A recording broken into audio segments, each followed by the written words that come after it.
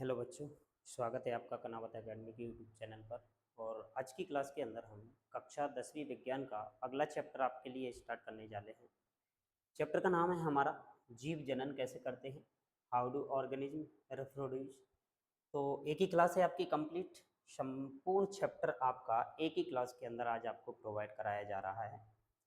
तो इसके अंदर हमने महत्वपूर्ण क्वेश्चनों का पैटर्न लिया है जो बोर्ड एग्जाम 2025 के लिए आपके लिए बहुत इंपॉर्टेंट रहने वाले हैं। तो अभी तक जिन लोगों ने चैनल को सब्सक्राइब नहीं किया है, वीडियो को लाइक नहीं किया है, शेयर नहीं किया है, तो वो सबसे पहले सभी लोग वीडियो को लाइक कर दें, शेयर कर दें, सब्सक्राइब कर दें और बेल आइकन दबाना ना भूलिए, जिससे कि आपको आगे आने वाली क्लासों के नोटिफिकेशन मिलते रहें। तो हमारी ये क्लास की यदि बात की जाए कि जीवों में जनन किस तरीके से होता है, कक्षा 10वीं विज्ञान का बायोलॉजी का पोर्शन हमारा चल रहा है। इससे पहले हमने केमिस्ट्री के सारे चैप्टरों को क्या कर लिया है, कंप्लीट कर लिया है। उन क्लासों को आपको डिस्क्रिप्शन में आपको उनकी लिंक मिल जाएगी, वहाँ से आप इनको देख सकते हैं। तो चलो आज स्टार्ट करते हैं हमारा ये चैप्टर अगला कि जीव जनन कैसे करते हैं। तो इसके लिए हमारे लिए कुछ क्वेश्चन मैंने आपको यहाँ पर दे रखे हैं, उन क्वेश्चनों को हमें रीड करना है। देखो, बात करते हैं, सबसे पहले हमें दे रखा है, देखो जीव जनन कैसे करते हैं। देखो, प्रत्येक जीव जंतु को अपनी जाति का अस्तित्व बनाए रखने के लिए और अपनी इस संख्या को इस पृथ्वी पर बनाए रखने के लिए जनन की आवश्यक है। चाहे तो वो जीव एक कोश की हो, चाहे बहुकोश की हो, चाहे वो कोई सूक्ष्म जीव हो या कोई हायर एनिमल या जीव कोई भी हो, अपन उसकी यदि बात की जाए तो अपने आप को बनाए रखने के लिए उसको जनन आवश्यक है, जिससे कि वो अपनी संख्या को क्या कर सके, बढ़ा सके। यदि वो इस तरीके से संख्या को बढ़ाएगा नहीं तो उस एक दिन उस जीव की जाति क्या हो जाएगी, इस पृथ्वी से खत्म हो जाएगी और वो जाति फिर हमें देखने को कहीं पर नहीं मिलेगी। जिस तरीके से एग्जाम्पल के लिए हम बात करें, आज हमने डायनासोर का सिर्फ नाम सुन रखा है, वो जाति इस पृथ्वी पर नहीं पाई जाती है। क्यों? क्योंकि वो जाति पृथ्वी पर पूरी तरीके से किसी भी प्राकृतिक आपदा के कारण नष्ट हो चुकी है। अब वो जाति हमें देखने को नहीं मिलेगी। तो उस तरीके से यदि कोई जीव में जनन यदि नहीं होता है, उसकी संख्या यदि नहीं बढ़ती है, तो आगे आने वाली जनरेशन हमारी उन जीव जंतुओं को देख नहीं पाएगी। इसलिए जनन आवश्यक है। तो जनन की यदि बात करें तो जीव जंतुओं के अंदर दो प्रकार का मेन रूप से हमें जनन देखने को मिलता है। एक होता है हमारा लैंगिक जनन और एक होता है अलैंगिक जनन। तो सबसे पहले हमें क्वेश्चन दे रखा है पहला वाला। उस क्वेश्चन की यदि हम बात करते हैं तो फर्स्ट क्वेश्चन हमारे पास है अलैंगिक जनन। देखो, अलैंगिक जनन की बात की जाए तो इसके अंदर क्या है। देखो, अलैंगिक जनन के अंदर ऐसा है कि इसके अंदर क्या होता है कि जो जनन होने वाला है तो इसमें पैदा होने वाली संतानें आनुवांशिक गुणों में ठीक जनकों की तरह ही होती हैं। भाई, इसमें क्या है कि जो नई जनरेशन का निर्माण होने वाला है, नए जीव का निर्माण होने वाला है, नई संतति जो बनने वाली है, वो अपने माता पिता से पूर्ण रूप से आनुवंशिक रूप से क्या होती है, समान होती है। मतलब उसमें नए लक्षणों का विकास नहीं होता है। और दूसरी बात की जाए ना तो इसमें युग्मकों का भी क्या नहीं होता है, निर्माण नहीं होता है, संलग्न नहीं होता है। इसमें निषेचन की भी जरूरत नहीं पड़ती है। भाई, निषेचन मतलब क्या है, इसकी भी जरूरत नहीं पड़ने वाली है। ये हमें निषेचन की जरूरत पड़ेगी किसके अंदर, जब हम लैंगिक जनन पढ़ रहे होंगे। तो इसके अंदर देखो, ना तो निषेचन होने वाला है और ना ही युग्मकों का निर्माण होने वाला है। युग्मक मतलब हमें यहाँ पर नर युग्मक और मादा युग्मकों का निर्माण होता है जब लैंगिक जनन की क्रिया जब हो रही होती है। तो इस अलैंगिक जनन के अंदर ऐसे युग्मकों का संलयन नहीं होता है और युग्मकों का निर्माण नहीं होता है तो नए लक्षणों का निर्माण भी नहीं होता है। तो हूबहू जो संतति पैदा होने वाली है वो अपने जनक, अपने माता पिता के ही समान होती है। उसे हम क्या कह देते हैं यहाँ पर, अलैंगिक जनन कह देते हैं। दूसरा क्वेश्चन बनता है फिर हमारे पास, देखो नर जनन तंत्र के सभी संरचनाओं के नाम बताइए। भाई देखो, नर जनन तंत्र के बताना है। देखो, मेल रिप्रोडक्टिव सिस्टम की कुछ संरचनाएं हमारे पास पाई जाती हैं, इनके हमें नाम याद रखना है। देखो, दो जोड़ी इनके अंदर क्या मिलेंगे, भाई हमें वृषण मिलेंगे, दो अधिवृक्क मिलेंगे, ठीक है, दो शुक्रवाहिनी मिलेंगी, दो शुक्राशय एवं एक मूत्र मार्ग और एक सिसन। ये संरचना हमें आगे डायग्राम हमारे लिए दे रखा है, वहां पर आप इनको भी आसानी से क्या रख सकते हो, याद रख सकते हो। दूसरी बात आती है कि फिर ये लैंगिक जनन क्या है, भाई इसका महत्व क्या है। तो सबसे पहले तो हम इस लैंगिक जनन की बात करते हैं कि इसके अंदर क्या होने वाला है। देखो, लैंगिक जनन के अंदर सबसे पहली बात की जाए तो इसके अंदर युग्मकों का निर्माण होगा। अब युग्मक यहाँ पर दो तरीके के देखने को मिलेंगे। एक तो हमारे पास होगा नर युग्मक और एक बनेगा हमारे पास यहाँ पर क्या, मादा युग्मक। और ये नर युग्मक और मादा युग्मक के मिलने की जो क्रिया होगी ना, उसे हम कह देते हैं यहाँ पर क्या, निषेचन। तो इसका मतलब ये पता चला कि इसके अंदर निषेचन भी होने वाला है, युग्मकों का भी निर्माण होने वाला है। तो यहाँ पर जो बनेगी जो संतति जिसका निर्माण होगा वो आनुवांशिक रूप से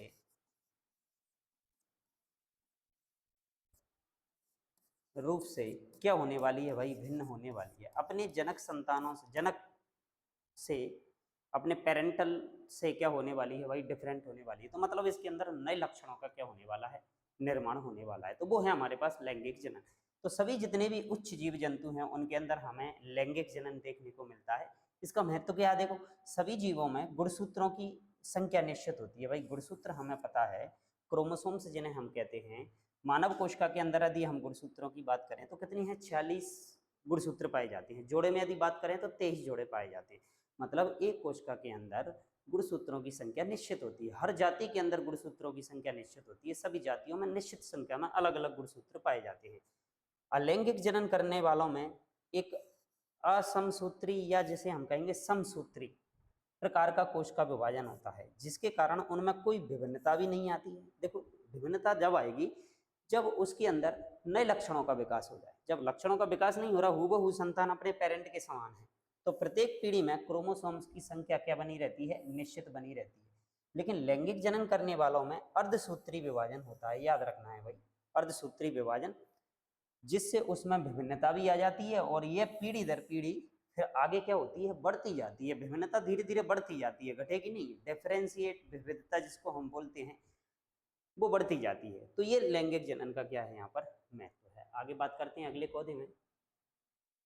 अगली स्लाइड में देखा जाए तो पौधे में दे रखा है, पौधों में लैंगिक जनन क्या होता है। देखो भाई, प्लांट की यदि हम बात करें, पौधों के अंदर हमें दोनों तरीके का जनन देखने को मिलता है। हमें लैंगिक जनन भी देखने को मिलेगा और अलैंगिक जनन भी देखने को मिलेगा। अब बात आई कि पौधों के अंदर अलैंगिक जनन कहाँ देखने को मिलेगा। पौधों के अंदर अलैंगिक जनन जब हमें देखने को मिलेगा जब उस पौधे के अंदर पुष्प का निर्माण नहीं होता होगा, मेल गैमेट और फीमेल गैमेट का निर्माण नहीं होता होगा। उस कंडीशन में उसमें अलैंगिक जनन या फिर कायिक प्रवर्धन उसके अंदर होने वाला है। लेकिन जिनके अंदर फूल संरचना के अंदर नर युग्मक मादा युग्मकों का निर्माण होता है, तो वहां पर हमें लैंगिक जनन देखने को मिलेगा। तो जितने भी उच्च प्लांट हैं, हमारे हायर प्लांट हैं, उनके अंदर सभी के अंदर लैंगिक जनन पाया जाता है। तो हम बात करते हैं देखो पौधों में जनन की। देखो एंजियोस्पर्म, एंजियोस्पर्म मतलब होता है कि ये पुष्पीय पौधे हैं जिनके अंदर फूल का निर्माण होता है। अधिकांश पुष्प कैसे होते हैं, द्विलिंगी होते हैं। देखो द्विलिंगी का मतलब यही हुआ कि इनके अंदर मेल भी मिलेगा और फीमेल भी मिलेगा। इनमें दोनों प्रकार के जननांग होते हैं, मेल यानी मादा जननांग और नर जननांग, दोनों का क्या होता है, इनके अंदर निर्माण होता है। पुमंग को नर जननांग कहते हैं। देखो फूल के अंदर पुमंग एक भाग होता है, उसे हम नर जननांग कहते हैं या फिर उसको जायांग कह देते हैं। कार्पल को फिर क्या कह देते हैं, मादा जननांग कह देते हैं। पुमंग में परागकणों का क्या होता है भाई, निर्माण होता है, जिन्हें हम माइक्रोस्पोर या फिर परागकण भी कह देते हैं। और जायांग में बीजांड का निर्माण या जिसे हम मेगास्पोर कह देते हैं। अब इनमें होगा अर्धसूत्री विभाजन।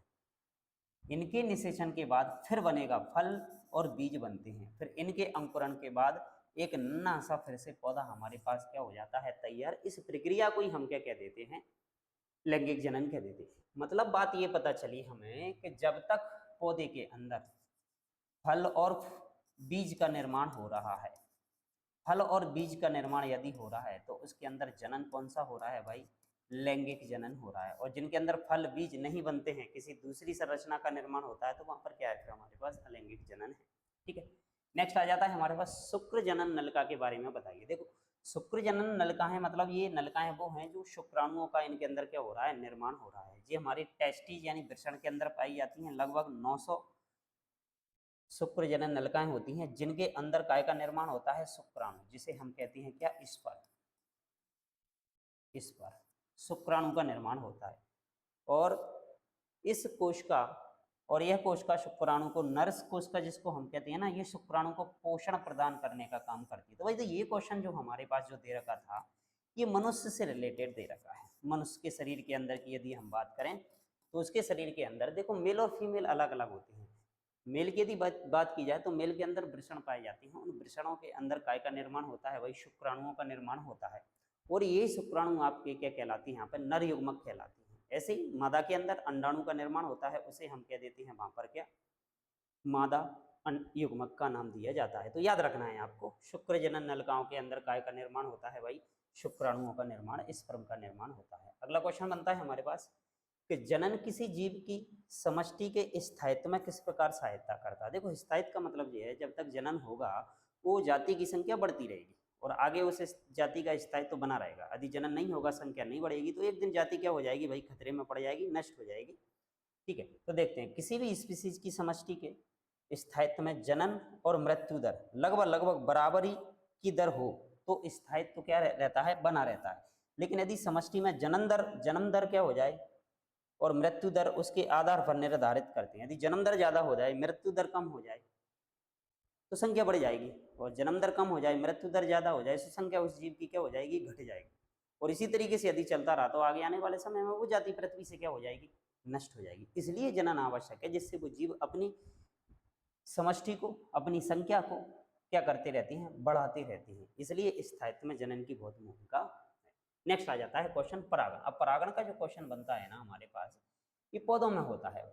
परागण काय के अंदर होने वाला है, पौधों के अंदर होने वाला है। प्लांट में क्या होता है और परागण कितने प्रकार का होता है। देखो, पौधों के अंदर जो नर जननांग होती है उसमें निर्माण होता है किसका, परागकण का।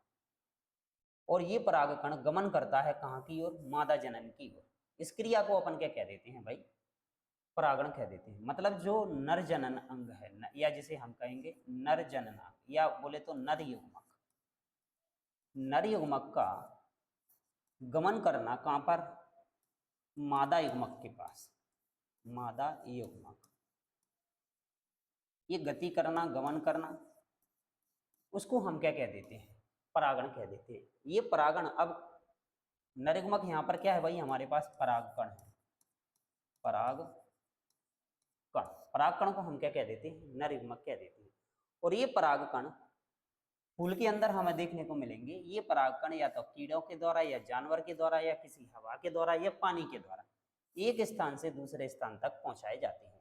अब परागण की बात करें, ये दो प्रकार का, स्वपरागण और परपरागण। देखो, स्वपरागण की बात करें और परपरागण की बात करें तो ये दो अलग अलग प्रक्रियाएं हैं, परागण ही, लेकिन अलग अलग प्रकार की प्रक्रियाएं हैं। जब एक ही पौधे के फूल के अंदर यदि परागण हो रहा है तो स्वपरागण, और अलग अलग जाति अलग अलग फूल के अंदर हो रहा है तो फिर हम उसे परपरागण कह देते हैं। देखो, ऋतु स्त्राव चक्र, जिसे हम मेंस्ट्रुअल साइकिल के नाम से जानते हैं। अब जो मेंस्ट्रुअल साइकिल क्या है, देखो हमारे पास ये देखने को हमें मिलेगा किसके अंदर, देखो फीमेल के अंदर।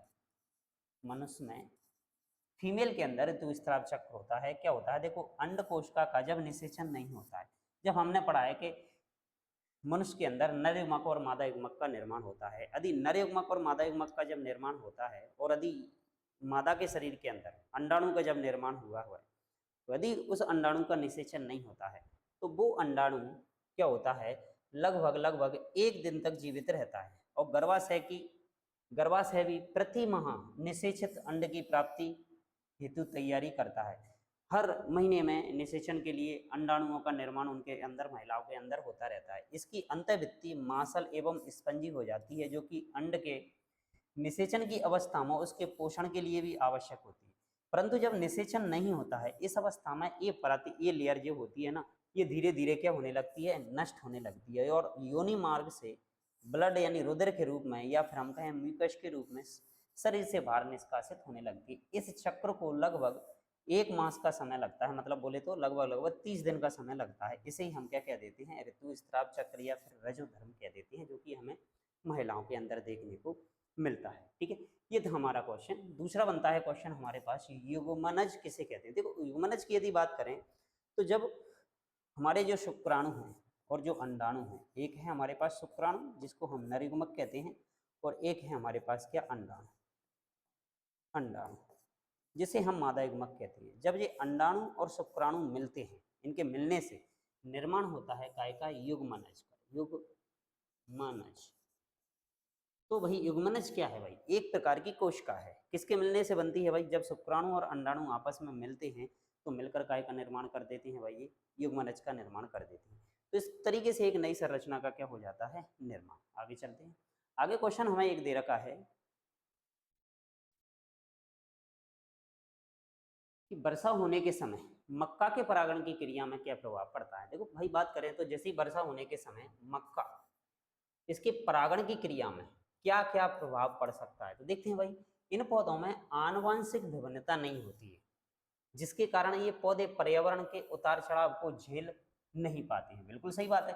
जिन पौधों के अंदर आनुवंशिक भिन्नता ज्यादा पाई जाएगी वो पौधे वातावरण में होने वाले विपरीत परिवर्तनों को आसानी से झेल सकते हैं। ठीक है, और ऐसे पौधों में पर्यावरण के साथ अनुकूलित होने की क्षमता भी क्या होती है, कम, जिसके कारण उत्पादन मक्का का क्या हो जाता है, घट जाता है। उसके अंदर बीमारियां होने लगती हैं, पौधों के मरने की संभावना क्या हो जाती है, ज़्यादा बढ़ जाती है। तो इसलिए वर्षा होने के समय मक्का के उत्पादन की क्षमता हमारी क्या हो जाएगी, कम। नेक्स्ट आ जाता है क्वेश्चन, मानव में वृषण के क्या कार्य हैं। भाई अभी हमने पढ़ा था वृषण के क्या कार्य हैं।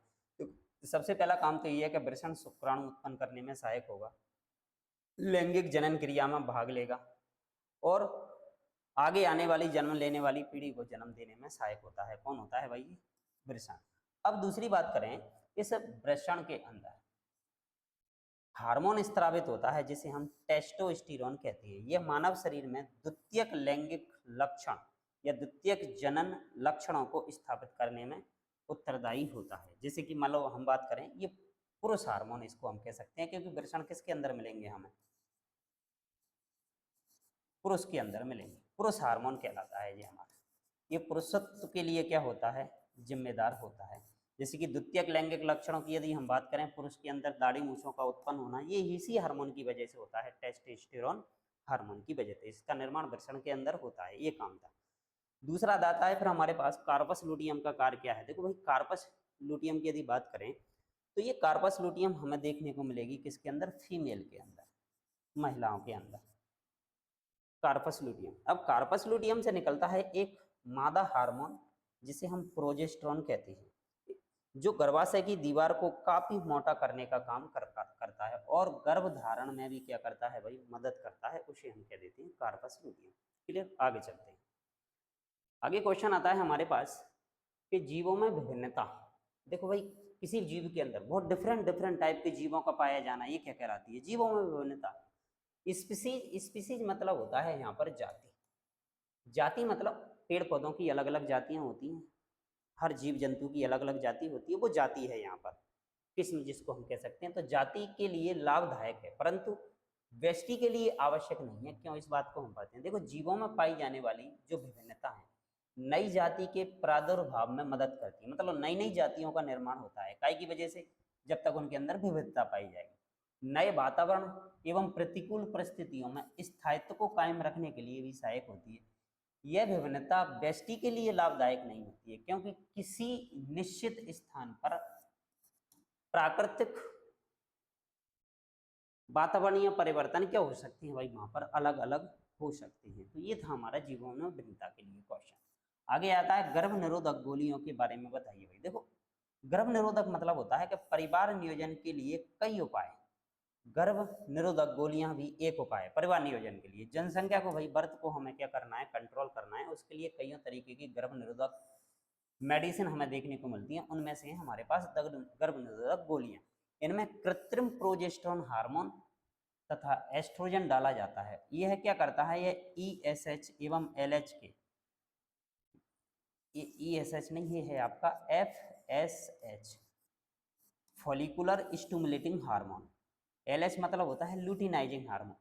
इनके स्त्राव को प्रतिबंधित कर देता है, मतलब स्टॉप कर देता है, जिसके कारण अंडोत्सर्गी की क्रिया नहीं होती है। अंडोत्सर्गी क्रिया का मतलब ये है कि यहाँ पर अंडाणु नहीं बनते हैं भाई, और जब अंडाणु ही नहीं बनेंगे तो निषेचन की क्रिया नहीं होगी, और जब निषेचन नहीं होगा, युग्मक का निर्माण नहीं होगा, और नई पीढ़ी का क्या नहीं होगा, जन्म नहीं होगा। इस तरीके से ये गोलियां परिवार नियोजन में सहायक होती हैं, जिन्हें हम गर्भ निरोधक गोलियां कह देते हैं। ये बात क्लियर। ये दो हार्मोन को स्टॉप कर देती हैं, एक ल्यूटिनाइजिंग हार्मोन, एक FSH हार्मोन को स्टॉप कर देती हैं, जिससे अंडाणु जनन या अंडाणु के उत्पादन की क्रिया पूरी तरीके से क्या हो जाती है, खत्म, और निषेचन ही नहीं हो पाता है। क्लियर। अगले क्वेश्चन की बात करें। देखो, परागण क्या है, अभी हम पढ़ चुके हैं। पराग कोश से पराग कणों का प्रकीर्णन, प्रकीर्णन मतलब होता है फैलना, फैलना, पराग कणों का फैलना। कहाँ तक फैलना है भाई, वर्तिकाग्र तक होने की क्रिया को अपन क्या कह देते हैं यहाँ पर, परागण। अब ये परागण कीटों के द्वारा हो तो उसे हम क्या कह देंगे, कीट परागण कह देंगे, ठीक है ना। और किसी जीव के द्वारा हो रहा है तो हम उसे जीव परागण, या जंतु के द्वारा हो रहा है तो जंतु परागण, हवा के द्वारा हो रहा है तो उसे हम वायु परागण। जिस जीव के द्वारा आदि परागण की क्रिया हो रही है उसे हम परागण कह देते हैं, उस जीव का नाम लेके। दूसरा आता है द्विलिंगी जीव। कौन कौन से होते हैं, उदाहरण लेके। देखो भाई, वे जीव जिनमें नर और मादा दोनों अंग होते हैं, नर तथा मादा दोनों प्रकार के युग्मकों को उत्पन्न करते हैं, तो हम उन्हें कह देते हैं क्या, द्विलिंगी कह देते हैं या फिर उभयलिंगी। जैसे कि उभयलिंगी का उदाहरण यदि हम बात करें तो एक केंचुआ आपको याद रखना है। ठीक, नेक्स्ट आता है डीएनए। आप जानते ही डीऑक्सीराइबोन्यूक्लिक अम्ल, इसकी प्रतिकृति का बनना जनन के लिए क्यों आवश्यक है। देखो भाई, जब एक पीढ़ी से दूसरी पीढ़ी में जब आनुवांशिक गुण का वाहक क्रोमोसोम्स, जिसे हम कहते हैं क्या, गुणसूत्र, गुणसूत्र जो डीएनए से बना होता है, उसकी प्रतिकृति बनाना जनन के लिए आवश्यक होती है। देखो डीएनए जब एक पीढ़ी से दूसरी पीढ़ी में नहीं पहुंचेगा तो आनुवंशिक लक्षणों का स्थानांतरण एक पीढ़ी से दूसरी पीढ़ी में नहीं होगा। तो यही गुणसूत्र हैं आपके जो एक पीढ़ी से दूसरी पीढ़ी में आनुवंशिक लक्षणों को लेकर जाते हैं, इसलिए डीएनए की प्रतिकृति बनना आवश्यक होता है। आगे आता है परागण की क्रिया में निषेचन। परागण की क्रिया निषेचन से किस प्रकार भिन्न है। देखो परागण एक अलग चीज है और निषेचन एक अलग चीज है। निषेचन मतलब होता है नर युग्मक और मादा युग्मक का मिलना, लेकिन परागण की क्रिया क्या है, पराग कण का एक स्थान से दूसरे स्थान तक जाना। तो पराग कण कहाँ से निकलेंगे, परागकोश से निकल कर कहाँ पहुंचेंगे, या तो उसी पुष्प या उसी जाति के दूसरे पुष्प के वर्तिकाग्र तक पहुंचेंगे, वर्तिकाग्र तक पहुंचेंगे, और इस क्रिया को हम कह देते हैं यहाँ पर क्या, परागण। लेकिन निषेचन के अंतर्गत पराग कण वर्तिकाग्र तक पहुंचने के बाद निषेचन की क्रिया होती है। जब वर्तिकाग्र पर पहुंचेंगे फिर निषेचन होगा और नर युग्मक और मादा युग्मक का संलग्न होगा, तब जाके उसे कहा जाएगा कि निषेचन हो रहा है। तो निषेचन परागण की क्रिया के बाद की घटना है। सबसे पहले हमें परागण देखने को मिलेगा। परागण जब हो जाएगा, जब नर युग्मक मादा युग्मक के पास पहुंच जाएगा, तब उसके अंदर निषेचन की क्रिया होगी और निषेचन की क्रिया के बाद युग्मनज का वहां पर क्या होगा, निर्माण होगा। क्लियर, ये बात। आगे देखते हैं। आगे आ जाता है, देखो हमारे पास लैंगिक जनन संचारित रोगों के नाम बताइए। देखो लैंगिक जनन से संबंधित कुछ बीमारियां हैं, कुछ रोग हैं, उनके नाम हमें याद रखने हैं। जैसे कि लैंगिक जनन संचारित रोग, जिन्हें हम एसटीडी के नाम से जानते हैं, फुल फॉर्म आपको याद रखनी है, सेक्सुअली ट्रांसमिटेड डिजीज, एसटीडी। यौन संबंध से होने वाले इन संक्रामक रोगों को हम लैंगिक जनन से संबंधित रोग कहे जाते हैं। और यह रोग कई तरीके के रोगाणु, जैसे कि बैक्टीरिया से भी, वायरस से भी, कई प्रकार के परजीवी, प्रोटोजोआ, ईस्ट और सूक्ष्म जीवों से के द्वारा होते हैं। कुछ हम याद रखते हैं मनुष्य के अंदर होने वाले प्रमुख रोग कौन से, लैंगिक जनन से संबंधित, लैंगिक क्रियाओं के फलस्वरूप लैंगिक अंगों से होने वाले रोगों को हम क्या कह देते हैं, लैंगिक जनन रोग कहते हैं। जैसे मनुष्य के अंदर होने वाले रोगों की बात करें तो सबसे पहले है हमारे पास क्या, बैक्टीरिया। बैक्टीरिया से कौन कौन से रोग होते हैं, नाम याद रखना है आपको। देखो गोनेरिया है एक आपका, सिफिलिस है आपका, यूरेथ्राइटिस है आपका, और सर्वाइटिस भी है आपका। ये सब बैक्टीरिया के संक्रमण से होने वाले कुछ प्रमुख रोग हैं, बैक्टीरिया की वजह से, नाम याद रखना। अब वायरस से हमारे शरीर के अंदर कौन कौन से लैंगिक अंगों से संबंधित रोग होते हैं। देखो सर्विक्स कैंसर, हर्पिस की बीमारी, एड्स, एक्वायर्ड इम्यूनोडेफिशिएंसी सिंड्रोम जिसको बोला जाता है, जो कि वायरस से होने वाले हैं। प्रोटोजनित रोगों की बात करते हैं। देखो स्त्रियों के मूत्र जनन नलिकाओं में एक प्रकार का प्रोटोजोआ, इसका संक्रमण हो जाता है, इसे हम क्या देते हैं, ट्राइकोमोनियासिस नामक बीमारी हो जाती है, जो कि प्रोटोजोआ से होने वाली है। तो एग्जाम में क्वेश्चन हमसे पूछ लिया जाता है कि मनुष्य के अंदर लैंगिक जनन से संबंधित रोगों के नाम बताओ।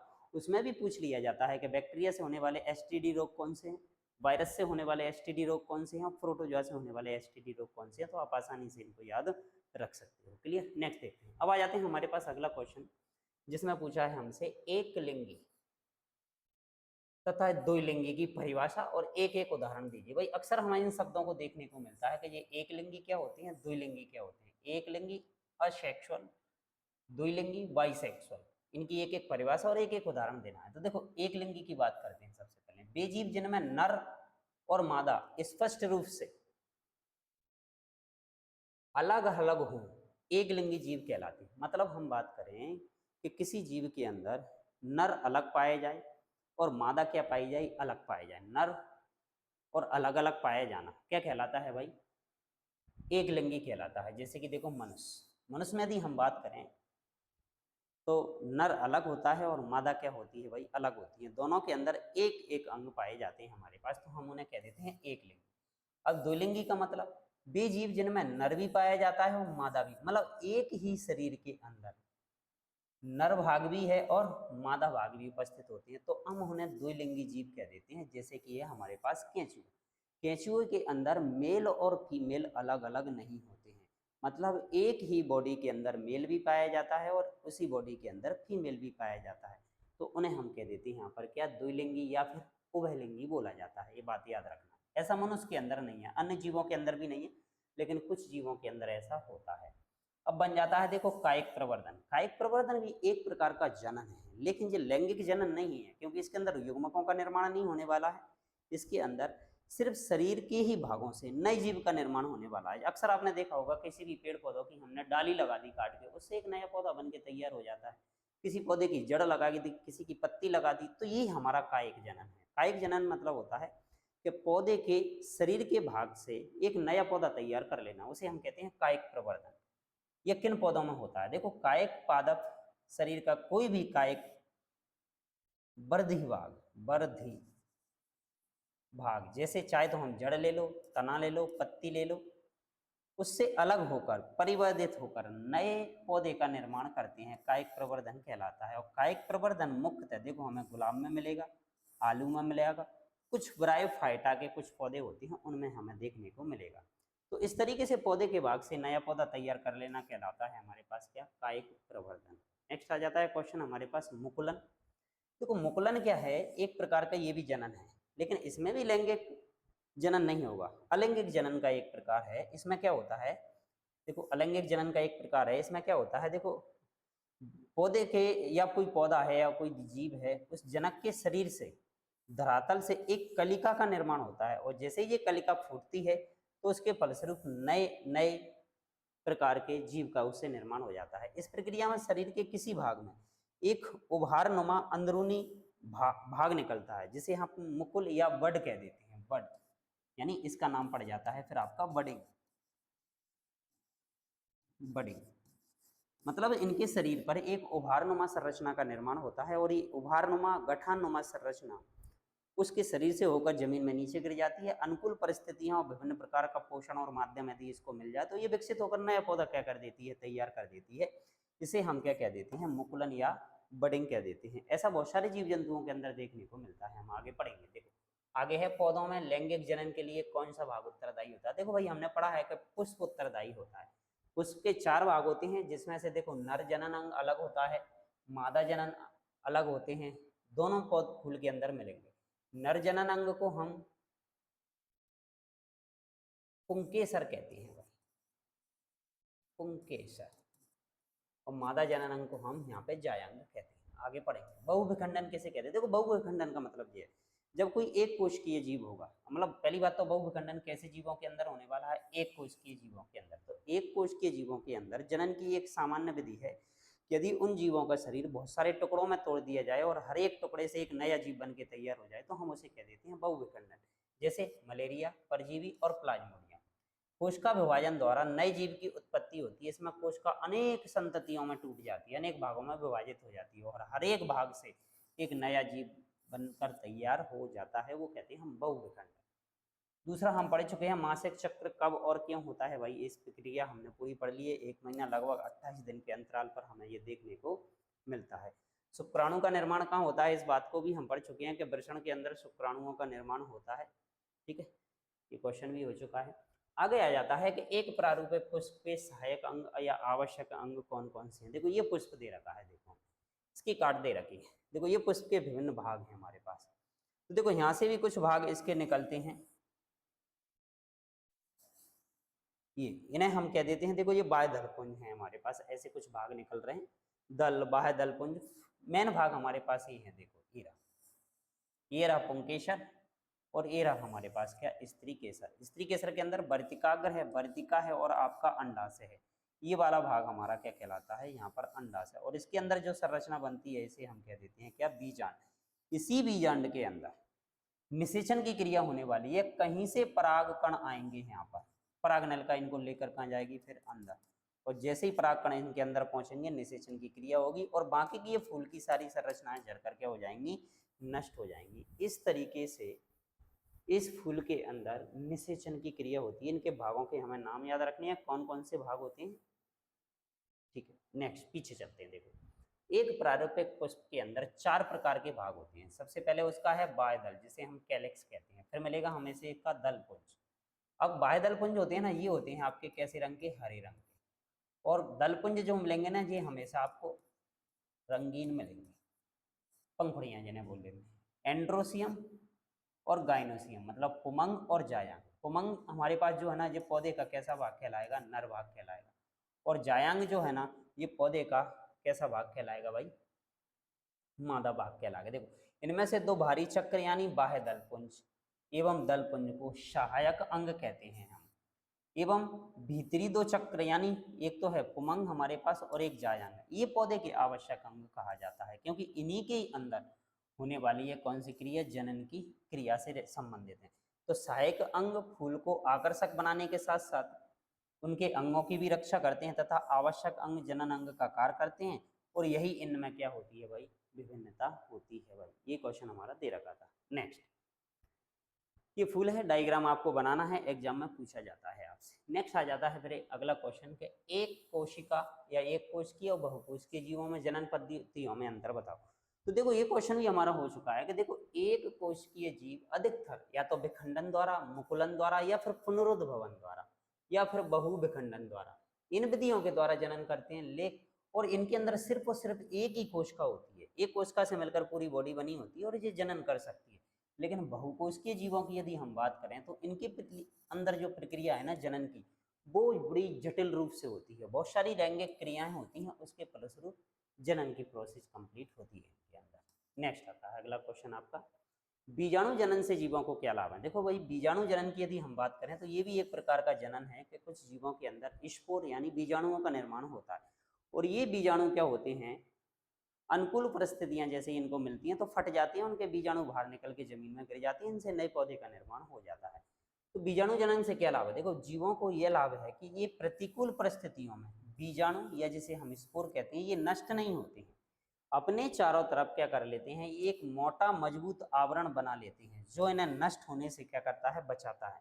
और जैसे ही वातावरण की जो प्रतिकूल परिस्थितियां क्या हो जाती हैं, खत्म हो जाती हैं, तो इसकी बीजाणु धानी की जिसमें ये पाई जाती हैं वो फट जाती है, बीजाणु बाहर आ जाते हैं, और बाहर आकर फिर से ये जल्दी जल्दी अपनी संख्या को क्या करने लगते हैं, बढ़ाने लगते हैं। ये कहलाता है आपका बीजाणु जनन। अब आ जाता है देखो, द्विविखंडन या द्विखंडन और बहुखंडन में अंतर। देखो सिंपल सा क्वेश्चन है, द्विखंडन मतलब दो भागों में बंटना, बहुखंडन मतलब बहुत सारे भागों में बंटना। तो द्विखंडन वह विधि है जिसमें दो समान संततियों का निर्माण होता है, और बहुखंडन हुआ है जिसमें अनेक समान संततियों का निर्माण होता है। दूसरी बात करें द्विविखंडन, ये प्रतिकूल वातावरण में भी होता है, लेकिन बहुखंडन जो है ना, ये हमेशा अनुकूल वातावरण में होगा, पौधों के लिए अनुकूल वातावरण होगा तभी होगा। इसमें जनक जीव का कोई भी मात्रा नष्ट नहीं होती है भाई, लेकिन इसमें जनक जीव की कोशिका द्रव्य है, कोशिका झिल्ली है, ये सारी चीजें नष्ट हो जाती है। विखंडन की बात करें तो विखंडन ये हमें अमीबा में और पैरामीशियम जैसे जो एक कोश की जीव होते हैं ना, उनमें देखने को मिलेगा। लेकिन बहुविखंडन आपको प्लाज्मोडियम और स्पोरोजोआ जैसे बहुकोशिकीय जीवों में, एक कोशिकीय जीवों में देखने को मिलेगा। तो ये द्विखंडन और बहुखंडन के क्वेश्चन का अंतर था। नेक्स्ट आता है अगला क्वेश्चन हमारे पास, वेसेक्टोमी या जिसे हम कहते हैं महिला नसबंदी, और ट्यूबेक्टोमी यानी जिसे पुरुष नसबंदी कह देते हैं। ट्यूबेक्टोमी पुरुष नसबंदी कहलाती है, पुरुष नसबंदी। अब भाई नसबंदी सब लोगों ने सुना होगा भाई। जनसंख्या को कंट्रोल करने के लिए सरकार ने कई प्रकार की टेक्नोलॉजी चला रखी है, जिसके माध्यम से हम बर्थ कंट्रोल को क्या कर सकते हैं, जनसंख्या को कंट्रोल कर सकते हैं। इसके लिए हमारे पास दो प्रकार की नसबंदी है, एक महिलाओं के शरीर के अंदर और एक पुरुष के शरीर के अंदर होने वाली नसबंदी। तो सबसे पहले हम बात करते हैं, देखो नसबंदी यानी हम बोले तो ट्यूबेक्टोमी की बात करते हैं। ट्यूबेक्टोमी किसके अंदर होने वाली है भाई, पुरुषों में। तो क्या करते हैं हम, शुक्र वाहिकाएं वो हैं जो शुक्राणुओं को एक स्थान से दूसरे स्थान तक लेके जाती हैं। तो हम क्या कर देते हैं, उन शुक्राणुओं के रास्ते को रोक देते हैं, स्थानांतरण को क्या कर देते हैं भाई, स्टॉप कर देते हैं। तो शुक्राणु बनेंगे तो हद, लेकिन एक स्थान से दूसरे स्थान तक नहीं पहुंचेंगे। रोक दिया तो निषेचन की क्रिया नहीं होगी और नए जीव का निर्माण नहीं होगा। उसी तरीके से ट्यूबोक्टोमी, यदि महिलाओं में हम अंडवाहिनी को अवरुद्ध कर दें, जिसके अंदर अंडाणु का निर्माण होता है, तो ये अंडे के स्थानांतरण को क्या कर देगी भाई, ये स्टॉप कर देगी, रोक देगी। तो अंडाणु नहीं निकलेगा। शुक्राणु है लेकिन अंडाणु अनुपस्थित है, तब भी आपका निषेचन नहीं होने वाला। या फिर शुक्राणु है अंडाणु नहीं है, तब भी निषेचन नहीं है। या शुक्राणु नहीं है लेकिन अंडाणु है, तब भी निषेचन नहीं है। जब तक दोनों नहीं मिलेंगे निषेचन की क्रिया नहीं होगी। तो ये हमें देखने को मिलती है और सरकार ने नसबंदी को बढ़ावा देने के लिए कई प्रकार की योजनाएं यहाँ पर चलाई जा रही हैं। उस तरीके से ये सारी की सारी योजनाएं आपकी बर्थ को कंट्रोल करने के लिए, जनसंख्या को कंट्रोल करने के लिए चलाई जा रही हैं। दूसरी बात करते हैं मनुष्य के अंदर यदि हम बात करें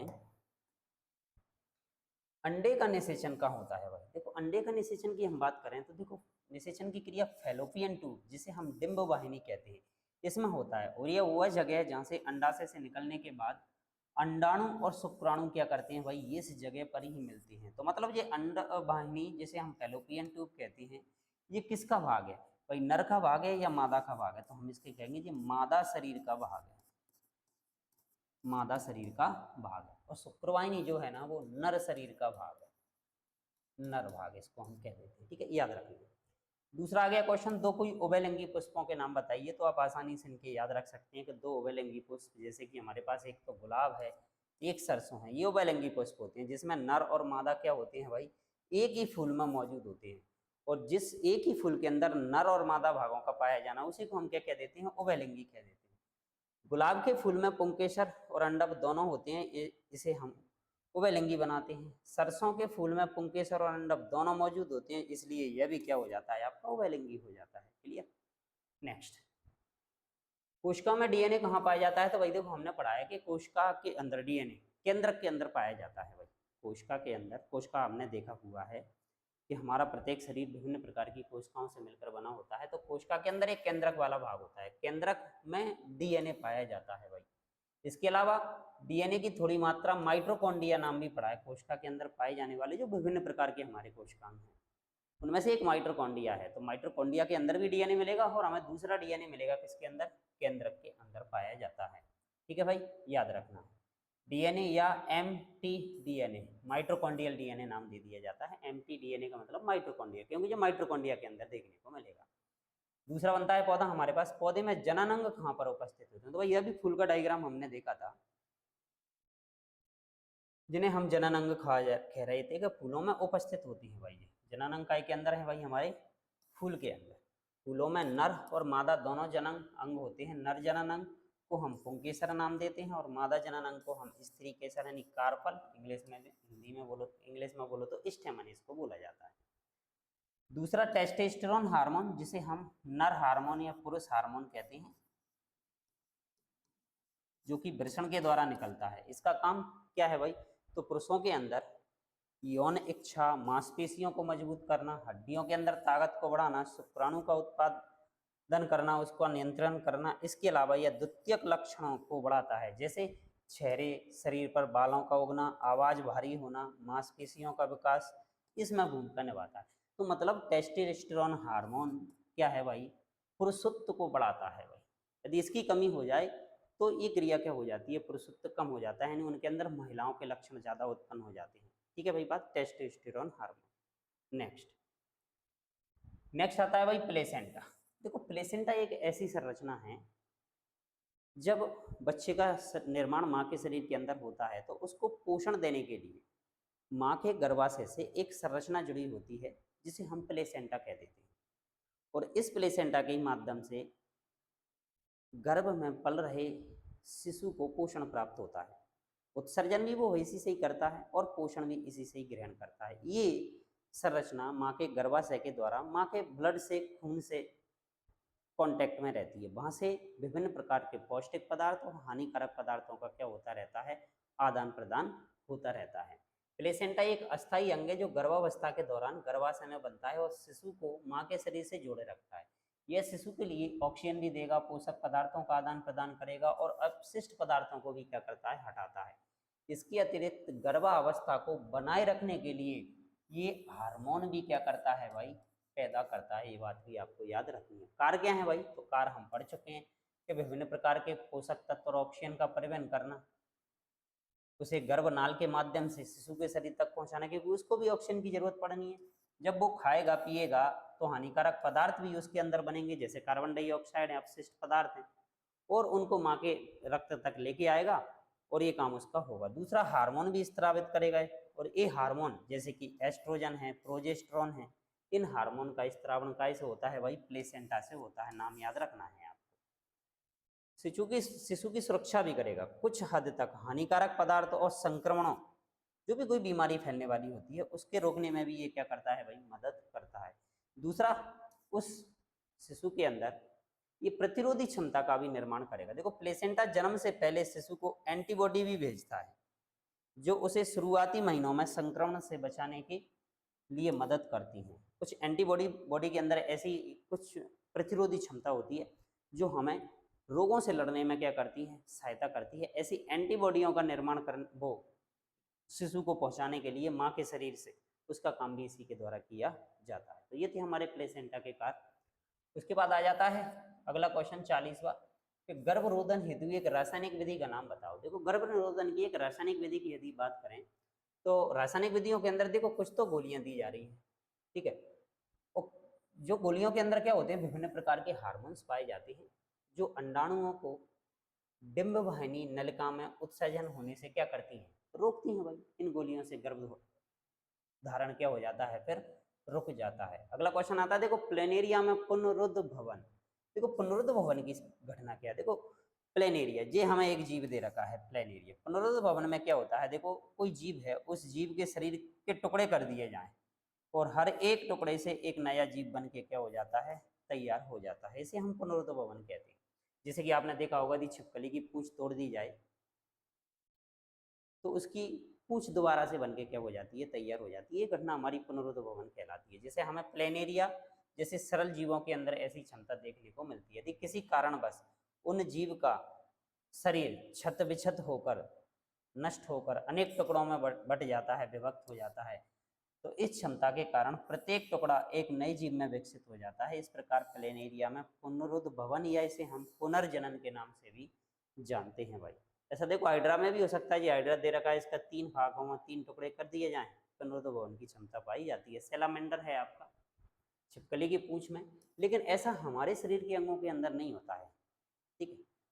जीव कुछ अंगों में है, जैसे कि सबसे कम पुनरुद्ध भवन की क्षमता हमारे ब्रेन के अंदर पाई जाती है, उसका निर्माण नहीं होता है। एक बार यदि कोई भाग डैमेज हो गया तो वो नष्ट हो गया। लिवर के अंदर बहुत ज़्यादा पुनरुद्ध भवन की क्षमता पाई जाती है। कहीं घाव बन जाता है, घाव दोबारा से भर जाता है, लेकिन यदि हमारा कोई शरीर का अंग कट जाए तो उसमें पुनरुद्ध भवन की क्षमता नहीं होगी। हम हमारे अंग का दोबारा से निर्माण नहीं कर सकते हैं। जैसे हाइड्रा में मुकुलन है, मुकुलन हम पढ़ चुके हैं। मुकुलन मतलब शरीर पर एक उभार नुमा संरचना का क्या होगा? निर्माण। उभार, एक उभार बनेगा, ये उभार वृद्धि करेगा जिसे हम बड कहते हैं या बडिंग, और ये बडिंग इस भाग से क्या हो जाएगी?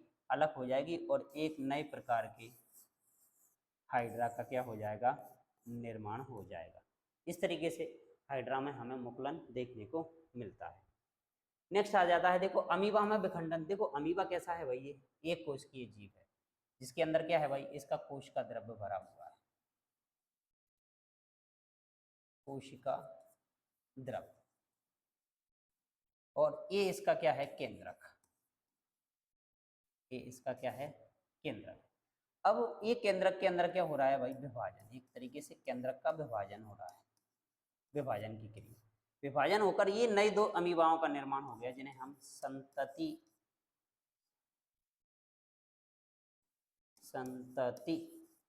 कोशिकाएं बोल देंगे। यानी 2 नए अमीबाओं का क्या हो गया? यहाँ पर निर्माण हो गया।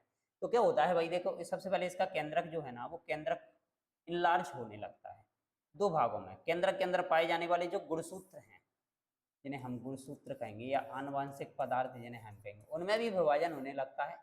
और फिर ये खांचनुमा संरचना जी जो बन रही है, ये क्या हो जाती है? मिल जाती है यहाँ पर, और ये आधा भाग इसका इधर चला गया, आधा इधर चला गया, फिर ये भाग यहाँ से क्या हो जाता है? अलग हो जाता है। 2 प्रकार के नए अमीबाओं का निर्माण हो जाता है। तो अमीबा में विखंडन की प्रक्रिया के द्वारा द्विविखंडन की प्रक्रिया होती है। विखंडन के अंदर कौन सी? द्विविखंडन की प्रक्रिया। और इसके लिए वह कोशिका विभाजन के कारण 2 बराबर भागों में विखंडित हो जाता है, और दोनों भाग स्वतंत्र रूप से प्रौढ़ अमीबा में क्या हो जाते हैं? विकसित हो जाते हैं। ऐसे ही एक हमारे पास ब्रायोफिल्म है, ब्रायोफिल्म की ये एक पत्ती दे रखी है। इस पत्ती से ही नए नए पौधे बन के तैयार हो जाते हैं। ये वाली संरचना, कुछ कलिकाएं यहाँ पाई जाती हैं, इन कलिकाओं से क्या बन के तैयार हो जाते हैं, नए नए पौधे। अब ये भाग यहाँ से जमीन में जाके क्या हो जाएगा भाई, गिर जाएगा और नया पौधा बनकर क्या हो जाएगा, यहाँ पर तैयार हो जाएगा। देखो ब्रायोफिल्म में कायिक प्रवर्धन की प्रक्रिया, जब ब्रायोफिल्म की पत्ती परिपक्व हो जाती है तब उसकी कोर पर कुछ कलिकाएं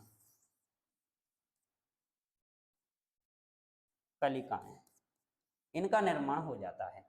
ये मिट्टी में फिर गिर जाती हैं और नए पौधे में क्या हो जाती हैं, विकसित हो जाती है। तो इस तरीके से ब्रायोफिल्म में क्या होता है भाई, जनन होता है।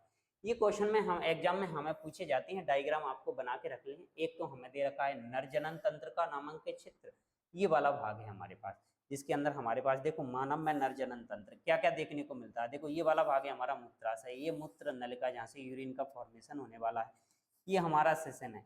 और ये मूत्र मार्ग जिसको हम कहेंगे, ये वृषण कोश, और ये वृषण है हमारे पास। इसी वृषण के अंदर काय का निर्माण होता है भाई, शुक्राणुओं का क्या होता है, निर्माण होता है, याद रखना है।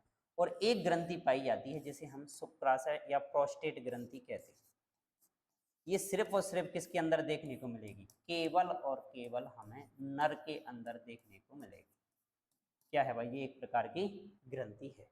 ये नर भाग है जो आपको बनाना है, डायग्राम एग्जाम में आपसे पूछा जाता है।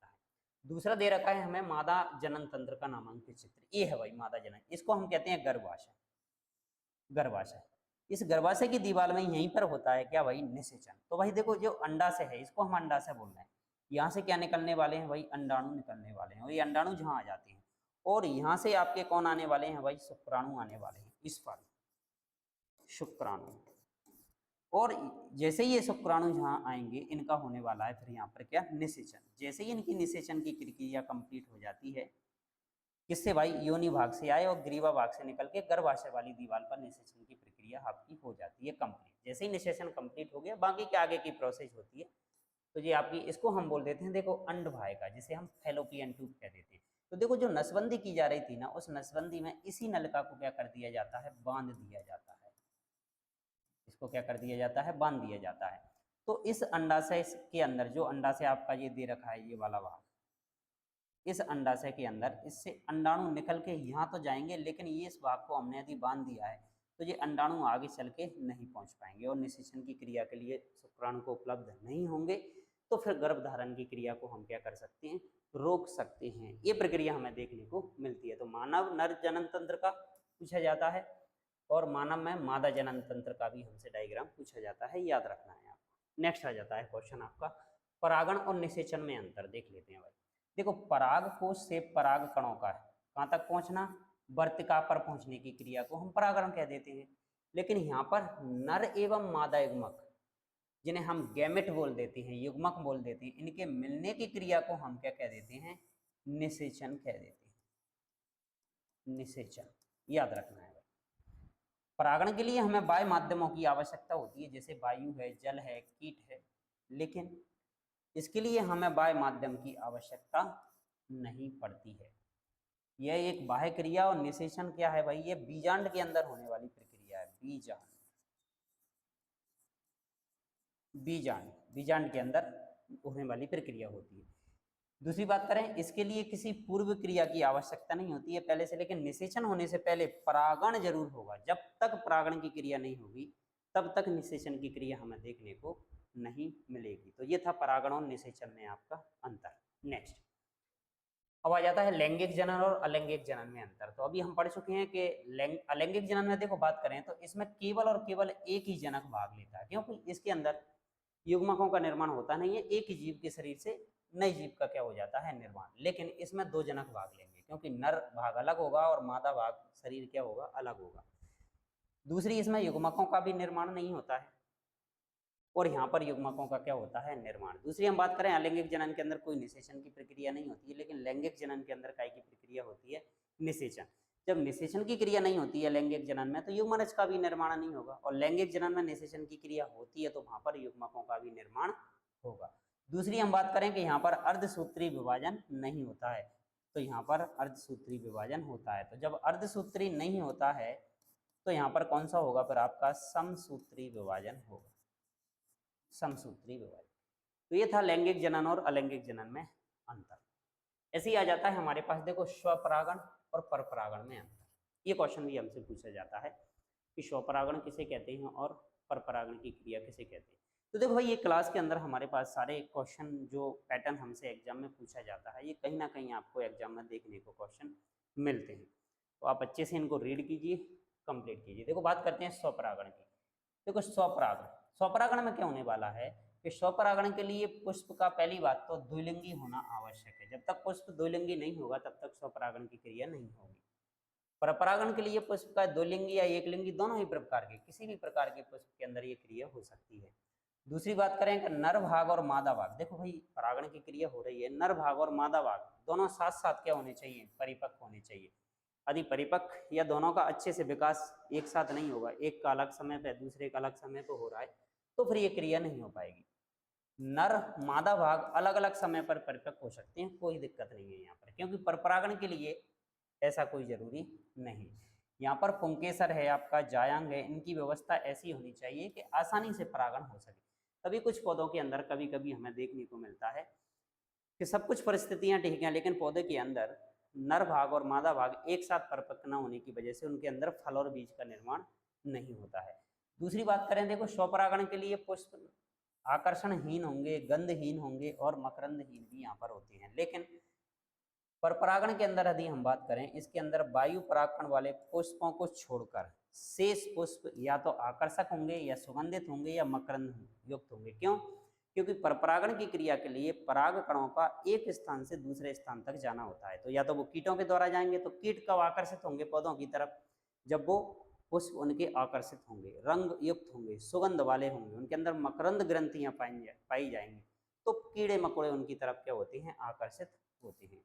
दूसरी बात करें, इसके लिए वायु माध्यम की आवश्यकता हमें होती नहीं है, लेकिन हमें मालूम है इनके अंदर वायु है, जल है और कीट है और जंतु परागण भी होता है। देखो, तो वायु के द्वारा परागण होगा तो वायु परागण, जल के द्वारा होगा तो जल परागण, और कीट के द्वारा होगा तो कीट परागण, और जंतुओं के द्वारा होगा तो हम उसे जंतु परागण कह देंगे।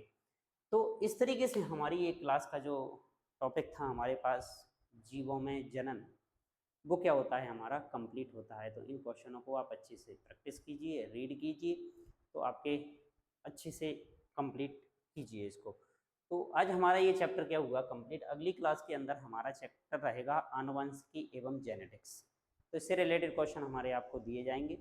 तो अभी तक जिन लोगों ने यदि वही चैनल को लाइक सब्सक्राइब नहीं किया है, वीडियो को लाइक नहीं किया है, शेयर नहीं किया है, तो सबसे पहले वो लोग वीडियो को लाइक करें, शेयर करें और साथ में बेल आइकन दबाना ना भूलें, जिससे कि आपको हमारी क्लासें जो मिलेंगी उनका नोटिफिकेशन आपको मिलेगा। तो आपके पास क्लास कंप्लीटली आपके पास पहुंचेगी। कंप्लीट क्लास का सिलेबस आपको अगले चैप्टर बायो का जो हमारा लास्ट चैप्टर रहेगा, जिसका नाम है आनुवंशिकी एवं जैव विकास, तो जेनेटिक्स वाला चैप्टर जो हमारा रहेगा, मेंडल की कहानी, उसको हम कंप्लीट करेंगे। उसके बाद फिर हमारा फिजिक्स वाला पोर्शन स्टार्ट होगा। केमिस्ट्री भाग को हम कंप्लीट कर चुके हैं और इसकी अगली क्लास में हमारा बायो वाला पोर्शन भी क्या हो जाएगा, कंप्लीट हो जाएगा। तो मिलते हैं आपसे अगली क्लास के लिए, अगली क्लास में। तब तक के लिए बहुत बहुत धन्यवाद।